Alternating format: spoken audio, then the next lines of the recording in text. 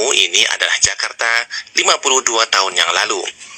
Tepatnya pada tahun 1971. Kondisi lalu lintas di kota Jakarta ternyata sudah padat sejak saat itu. Dan becak masih diperbolehkan beroperasi di pusat Jakarta. Suasana kuno kota Jakarta sangat terasa jika dilihat pada saat ini. Pengangguran saat itu tampaknya lebih banyak daripada saat ini. Ditambah lagi tidak ada gadget pada masa itu, sehingga masyarakat sering berkumpul untuk menonton jika ada sesuatu yang baru. Jika kamu menjadi turis asing pada saat itu, kamu akan mendapat banyak tatapan kosong tanpa ekspresi dari orang-orang sepanjang waktu. Kondisi pemukiman warga pada saat itu terasa seperti bukan di Jakarta, melainkan seperti di pelosok kampung di Jawa. Pada saat itu komputer masih sangat langka sekali, dan mesin ketik hanya dimiliki oleh orang-orang tertentu. Kondisi angkutan umum juga masih seperti ini. Penumpang harus siap untuk mendorong oplet yang dinaikinya jika opletnya tiba-tiba mogok di tengah jalan. Bahkan harus siap basah-basahan jika hujan tiba-tiba datang. Apalagi menyalakan oplet saat itu perlu diengkel terlebih dahulu. Yang disebut oplet itu ternyata diambil dari kata Chevrolet. Pada saat itu, jika tiba waktu sholat, muadzin harus menaiki menara dahulu dan adzan tanpa menggunakan pengeras suara. Selain menggunakan angkutan seperti oplet, untuk menempuh perjalanan ke Jakarta, banyak masyarakat menempuh melalui Sungai Ciliwung dengan ketek bambunya. Perjalanan menuju kota Jakarta, tepatnya Kalibata, bisa memakan waktu hingga 2 hari menggunakan ketek ini. Saat malam hari mereka akan berhenti dan menginap di perkampungan yang dilalui. Pada saat itu anak-anak akan berlarian jika ada turis asing, apalagi menggunakan perahu karet, di mana tidak ada seorang pun di sana yang memilikinya. Mereka mengira Belanda kembali lagi. Sebenarnya saya penasaran bagaimana pendidikan pada saat itu. Apakah anak-anak ini mereka sekolah seperti anak-anak di zaman ini?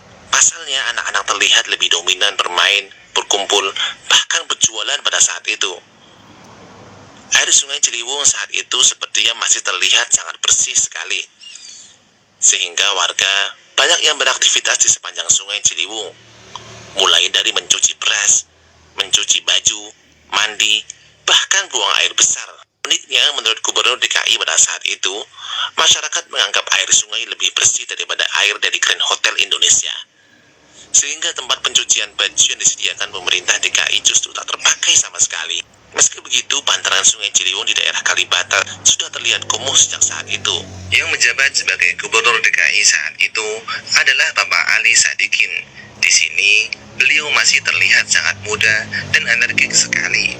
Qadarullah, beliau sudah meninggal pada tahun 2008 lalu, yaitu di umur 82 tahun. Semoga Allah ampuni dan rahmati beliau.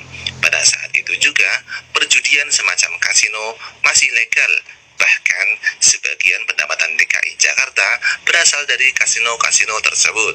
Saat itu juga, yang menjabat sebagai Kapolri adalah Bapak Hogeng Iman Santoso, yang namanya disebut oleh Gus Dur sebagai polisi paling bersih di Indonesia. Qadarullahnya, beliau juga telah meninggal pada tahun 2004 lalu, yaitu di usia 83 tahun. Semoga Allah juga ampuni dan rahmati beliau. Itulah sepenggal kisah Jakarta 52 tahun yang lalu.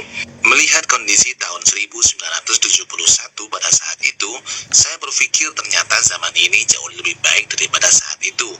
Mulai dari masyarakat yang lebih terdidik, berbagai fasilitas yang mudah didapatkan, walaupun saat ini perbedaan harga yang cukup jauh dari saat itu, namun saat ini kita semua dapat dengan mudah untuk membelinya.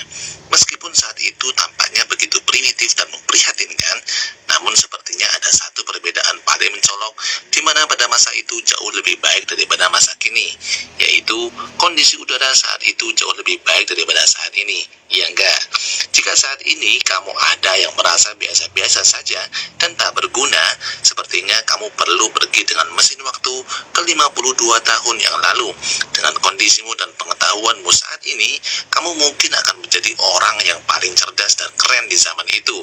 Jika Anda punya cerita dan pengalaman yang berkaitan dengan kondisi Jakarta 52 tahun lalu, semoga Anda berkenan membagikan pengalamannya kepada kami, generasi muda yang lahir di atas tahun 70-an.